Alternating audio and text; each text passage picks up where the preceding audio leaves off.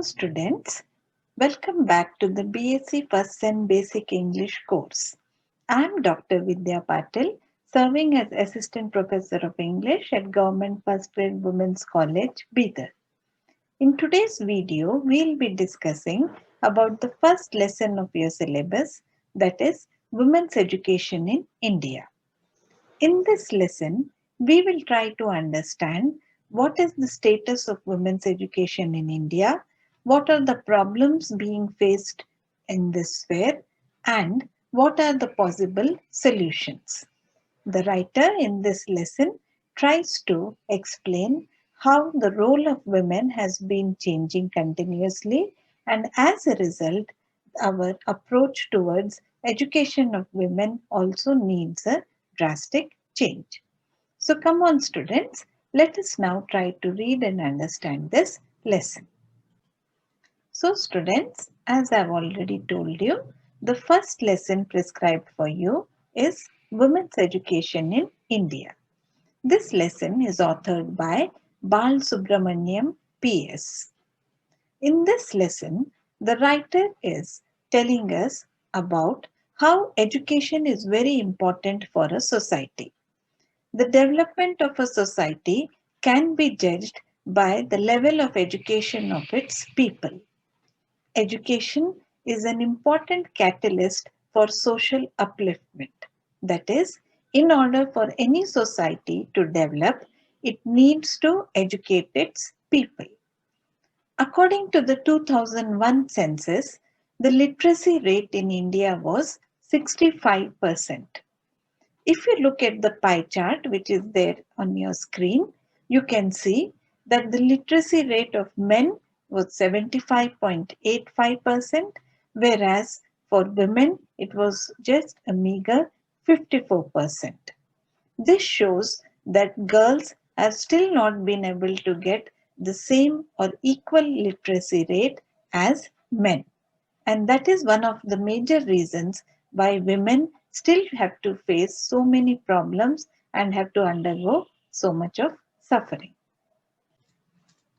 In this lesson, the author argues for women's education in India. He feels that we need to give more emphasis on women's education in order for our country to develop. The writer feels that education for girls must prepare them to abandon the subordinate, dependent, and ascribed role in favor of a complementary, independent, and acquired role. What this means is that at present in our society, we find that women are having a subordinate role. That is, they are considered to be inferior to men. Dependent role. That is, they have to depend on men for their survival and for their existence. And ascribed role. That is, they can only follow those things which have been decided by men. They are not free to make their own decisions. But the writer says that we need women who can become or take on complementary roles. That is, have an equal status with men and learn to be their partners rather than under them or inferior to them. He feels that women should take up independent roles. That is, they should not be dependent on men and should be able to take up ventures on their own. And finally, he suggests that women should have acquired roles. That is, women should be able to take their own decisions, they should be able to carve their own paths, and they should be able to achieve their success on their own. He feels that in this context of modernization, the role of women has to be redefined. Our education system caters to the role of women, which was prevalent around 60 to 70 years back. But since then, there has been a drastic change in the role of women. And so, our education system also needs to be reoriented according to that. Various efforts have been made by the state governments, voluntary organizations, and individuals for the propagation or the spread of women's education in India. But most of these attempts have been sporadic, that is, very few in number, unsystematic, unsystemic, wherein they are not at all having any relation with changes in other systems. They are completely socially non relevant and politically motivated. Also, most of these attempts lack genuine concern for the upliftment of women. So, if we actually want to make a change of the women's education in India, then we really need to bring in changes which are more committed to serve this noble cause. The problem of women's education in India is multidimensional in nature. Education is a subsystem in the various other social systems. Educational problems have their own educational, economic, social, cultural, psychological, and political aspects. So, if we need to find a solution to this problem, it needs to be approached from all these different fronts.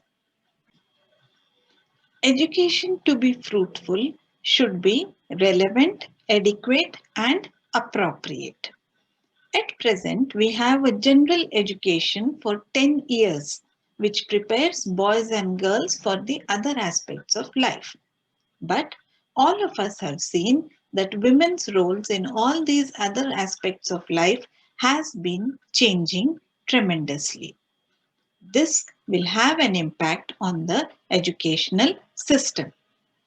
If an educational system does not take into account these changes which are taking place in the role of women, then its whole purpose becomes dysfunctional because it neither helps prepare women or girls to take on these new roles, nor does it prepare the boys to adjust with the new roles of women. All these years, women were being prepared for a subordinate, dependent, and ascribed role, and this required a different type of education.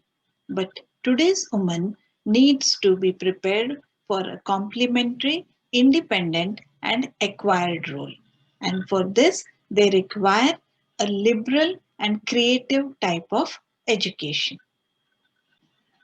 Various educational institutions for women have been set up right from the Anganwadis at the bottommost level to the women's universities at the topmost level. Indian women have been rising to great heights of glory. A lot of acceleration has also been seen in the progress of women's education. But in spite of all these developments, women are still lagging way behind men in their participation in education. This disparity or difference is due to the result of economic and occupational problems. It is also due to the cultural biases which are prevalent in our society. Relatively fewer girls seek admissions in professional courses other than that of medicine and teaching. Again, girls are generally discouraged to go in for higher education and especially for the professional courses. The problem of women's education is linked to various other factors. There is a complex interaction between the education of women, marriage, family relationships, social roles and values, and the relationship between men and women. Changes in these different systems takes place at different rates, and sometimes this can lead to some clashes and cause tension in the society. So we need to take into consideration all these changes which are taking place in the society and find a more balanced view towards education of women. So students, It is very essential that we now redefine the roles of women in the modernized world. Also, we need to now formulate an education system which is based on these changing roles of women in the society. So, students, I am sure you have now understood the importance of women's education in India. We need to realize that the role of women has been changing continuously. Therefore, it is necessary that we evolve an educational system which will prepare girls to take on these new changing roles. I am sure, students, that you must have liked this video. Thank you.